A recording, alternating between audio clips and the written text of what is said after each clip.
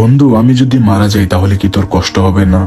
ভালো কথা বলেছিস। তাহলে সত্যিকারের মারা ভালো যাওয়ার একটা আগে বন্ধু, আন্টিকে বলে যাস, একটা বন্ধুর মা আমি জন্য যদি মারা যাই তাহলে আমার কতটা বন্ধুদেরকে ডাল ভাতের বদলে মনোযোগ বিরিয়ানি খাইয়ে দিতে দিও। পারে। সালা অনেকদিন হয়েছে কথা বিরিয়ানি বলে খাই না। দেখে আরে মজা করছি না, এই ভিডিওটা সত্যি দেখলে সত্যি বুঝতে বলছি। পারবেন তোর কি একটু খারাপ সে লাগবে না? কতটুকু না, সাহায্য গুছাইতে পারে। একটুও খারাপ সত্যিকারের লাগবে একটা না। বন্ধু তোকে তো আমার মনেই একটা পড়বে না। বন্ধুকে কতটুকু ও, সাহায্য আচ্ছা। করতে পারে।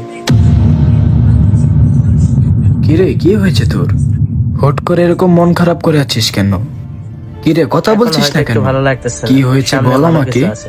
আমি আমার জীবনের কোনো মানে খুঁজে পাচ্ছি না। মনে হচ্ছে আস্তে আস্তে আমি সবকিছু হারিয়ে ফেলছি। কেরিয়ার, সম্পর্ক, শান্তি বিরিয়ানি খাওয়াটা সব যেন অন্যায়। বালির মতো হাত থেকে ফসকে যাচ্ছে। তুই কি জানিস শরৎকালে গাছ যখন তার পাতা ঝরিয়ে দেয় তখন কি সে ভাবে সে সবকিছু হারিয়ে ফেলছে? বুঝতে পারছেন জানি না কথার হয়তো। গাছ আসলে কিছু হারায় না, সে শুধু তার জায়গা খালি করে যাতে বসন্তে নতুন এবং সতেজ পাতা গজাতে পারে। আমাদের লাইফটাও ঠিক তেমনই, মাঝে মধ্যে কিছু হারিয়ে যাও মানে জীবন শেষ হয়ে যাওয়া নয়, যাদের মাথায় বরং কিছু নতুন আছে তারাই এবং বুঝতে ভালো পারবে কিছুর কথার জন্য অর্থ। জায়গা তৈরি হওয়া। কথার তাহলে ধরন। বসন্ত আসতে এখনো বাকি। বসন্ত আসবেই, শুধু তোকে এই ঝড়ের সময়টাতে নিজের পায়ের উপর শক্তভাবে দাঁড়িয়ে থাকতে হবে, কারণ হারিয়ে যাওয়া মানে শেষ নয় বন্ধুই বন্ধু, পারে তার এটি খারাপ হলো সময়ে কামব্যাক আরেকটা করার বন্ধুকে একটা help বড় করা। ইঙ্গিত। আচ্ছা বাবা, বুঝেছি, আমাকে আর জ্ঞান দেওয়া লাগবে না। চল প্রকৃতি বন্ধু চা খেয়ে দরকার। আসি। আরেকটা কথা শোন, এরকম হেল্প প্রয়োজন হলে কারণ তার প্রকৃতি একটা বন্ধুর দরকার।